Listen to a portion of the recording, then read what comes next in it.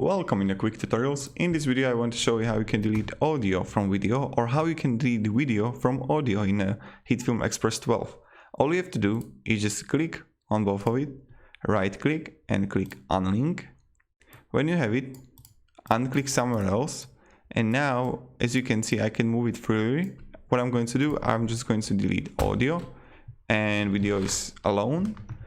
I will get it back and again. Now I have only video. I'm going to click on the video, delete, and I have only audio only. So if you want to get it back, just click on your video, click on your video, hold with Control your audio, right click and link.